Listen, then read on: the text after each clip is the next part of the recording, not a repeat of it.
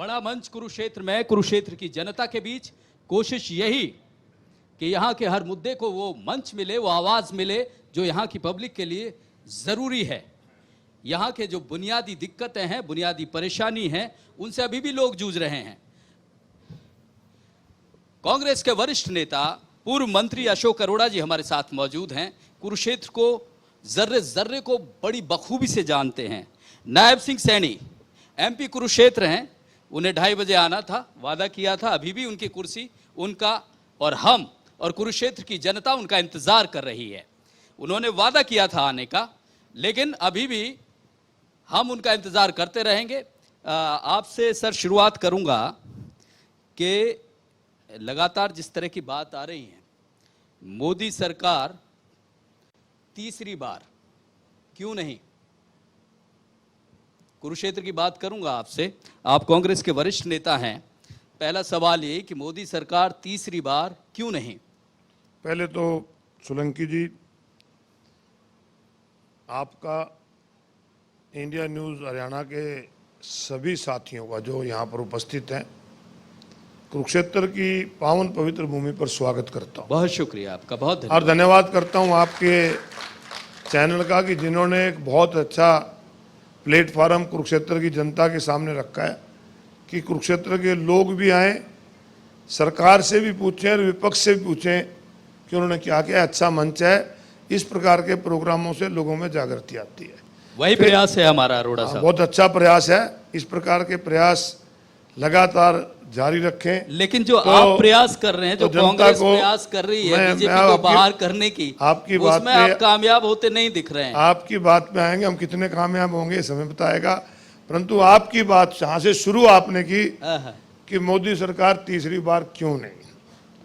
देखिए, आज देश के अंदर मोदी जी की सरकार है और मोदी जी की सरकार जब इस देश में नहीं बनी थी और मोदी जी को देश के प्रधानमंत्री के रूप में बीजेपी ने कहा था कि अगला चुनाव 2014 का हम मोदी जी की अध्यक्षता में लड़ेंगे, मोदी जी हमारे प्रधानमंत्री होंगे। और मोदी जी ने सबसे पहली रैली हरियाणा प्रदेश के अंदर की। हरियाणा प्रदेश की वीरों की भूमि रेवाड़ी के अंदर गए और पूर्व सैनिकों की रैली थी वो। उसमें कहा गया कि 1 रैंक 1 पेंशन आपको देंगे जी। उसके बाद किसानों में गए, क्या चिंता ना करो, तुम्हारी आमदन दुगनी कर देंगे, स्वामीनाथन रिपोर्ट को लागू कर देंगे।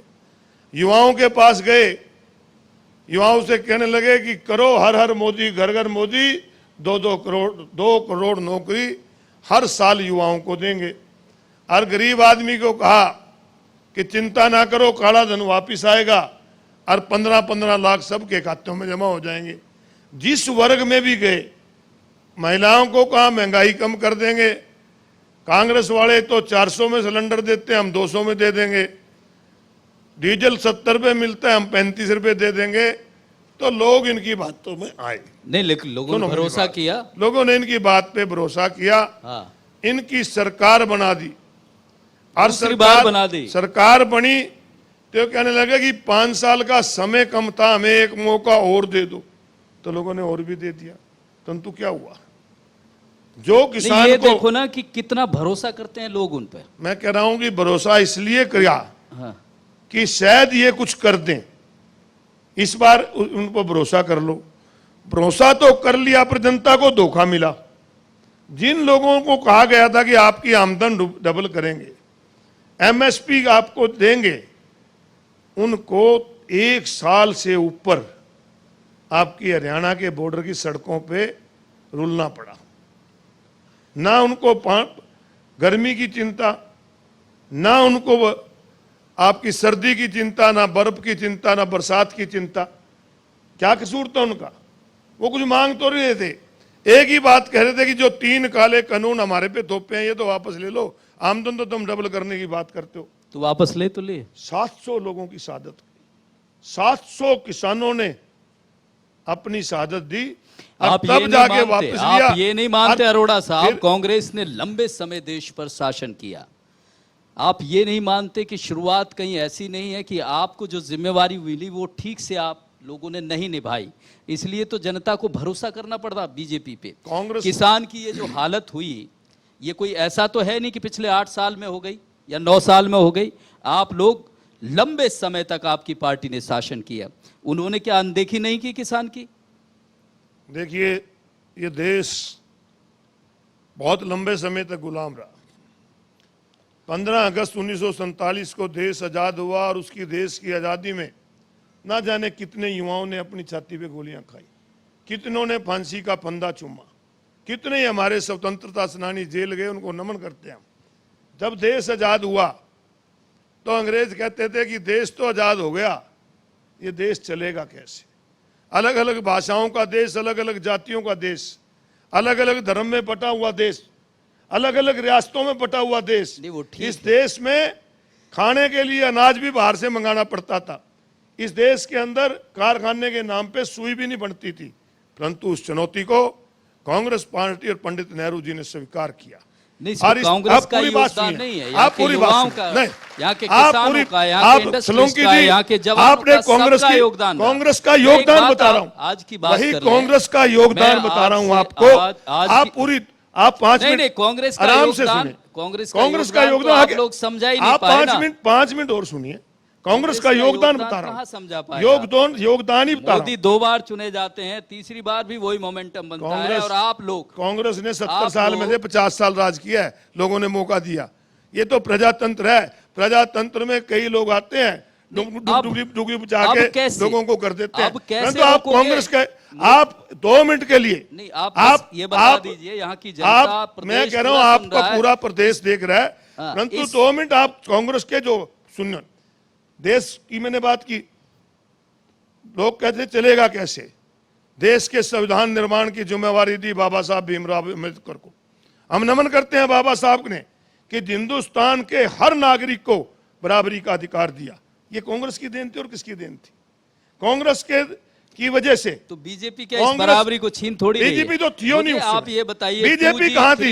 ये तो आजादी, इतना बड़ा शोर हो गया, आजादी का भी विरोध करते थे आरएसएस वाले, कहते थे आजादी चाहिए नहीं। अरोड़ा साहब, आप मेरी बात सुनिए, आपसे चूक तो हुई ना, आप लोगों से चूक तो हुई, हो जाती है राजनीति में, है ना, जो काम करता है उससे गलती भी होती है। तीसरी चूक हुई तो बीजेपी आई, चूक ना होती तो बीजेपी नहीं आती। तो इस बार भी ऐसा लग रहा है प्रदेश में। मेरी पूरी बात नहीं आप सुनना चाहते मेरे? चलिए बोलिए। मैं कह रहा हूं कि जब 50 में देश को संविधान मिला, इतना बड़ा पब्लिक सेक्टर कांग्रेस पार्टी ने खड़ा किया।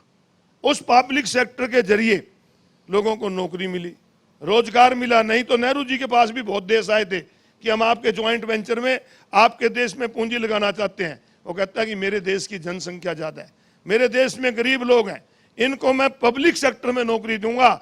और उस पब्लिक सेक्टर में नौकरी दी, और बाबा साहब के संविधान के अनुसार जिनको उसमें आरक्षण मिलना चाहिए था वो आरक्षण मिला। और जो देश खाने के लिए अनाज भी बाहर में मंगाता था, हम इस देश के अन्नदाता को भी नमन करते हैं। सरकार की सुविधा मिली और देश न केवल आत्मनिर्भर बना, बल्कि देश ने दूसरे देशों में भी आज अपना जो अनाज था भेजने का लिया। ये कांग्रेस की देन। अब जो अब बीजेपी ये कहती है कि पूरी दुनिया में जिस तरह से एक शक्तिशाली देश के रूप में भारत उभर रहा है, वो सब बीजेपी की देन है। शक्तिशाली देश तो इंदिरा जी ने बनाया था, जब 90,000 पाकिस्तान के सैनिकों को एकदम सरेंडर करा के इस देश का गौरव बढ़ाया था।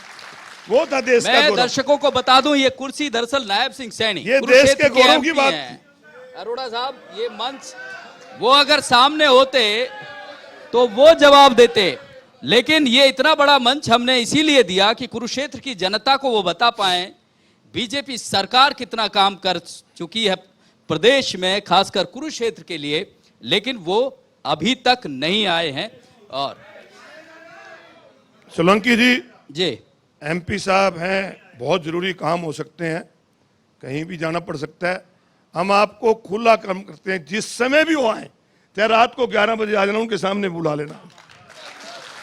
ये बताइए, ये लगातार बात उठती है, बीजेपी के जितने भी, चाहे मंत्रियों की बात करें, नेताओं की बात करें, ये सवाल उठाते हैं कि आप बीजेपी से तो तब मुकाबला करेंगे, पहले आप अपने घर की लड़ाई तो सिमटा लो। दूसरी बड़ी चीज, आपका मुकाबला बीजेपी से नहीं है, खुद से ही है।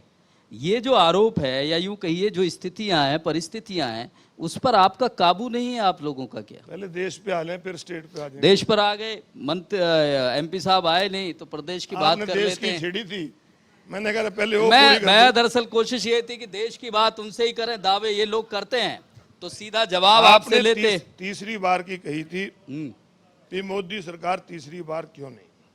मैंने आपको कहा, जहां किसान की बात आई वो आपसे कही मैंने, 2 करोड़ रोजगार जो देने की बात करते थे, आज इनकी पोल इस बात से खुलती है कि अभी 8-10 दिन पहले एक अखबार है दैनिक भास्कर, उसके अंदर छपा था कि 2022 में 1 करोड़ इनकम टैक्स असेसी घटे। इसका मतलब है कि 1 करोड़ युवाओं का रोजगार गया, क्योंकि जो बिजनेसमैन है उसकी इनकम बढ़े या घटे वो रिटर्न भरता है। रिटर्न तो उसकी नहीं गई जिसकी नौकरी चली गई, देने की बजाय नौकरी खोस ली, किसान को मौत के घाट उतारा, युवाओं की नौकरी खोस ली। आपके गरीब आदमी को जो कहते थे कि अब की बहुत हो गई महंगाई की मार, अब की बार बीजेपी सरकार 400 वाला सिलेंडर 1100 में कर दिया, 50 रुपये वाला डीजल 90 रुपये कर दिया। तो इंटरनेशनल मार्केट में तो कच्चे तेल के दाम घटे। जब कच्चे तेल के दाम $125 प्रति बैरल हुआ करते थे 2014 में, तो डीजल मिलता था 50-55 रुपये। आज 3 दिन पहले $90 प्रति बैरल थे, आज हमें मिल रहा है 90 रुपये। तो कहाँ है ये सरकार जो होती है लोगों की, लोग बनाते हैं, लोगों के लिए होती है, परंतु ये सरकार केवल पैसे कमाने के लिए है। इस सरकार ने किसी वर्ग के लिए कुछ नहीं किया।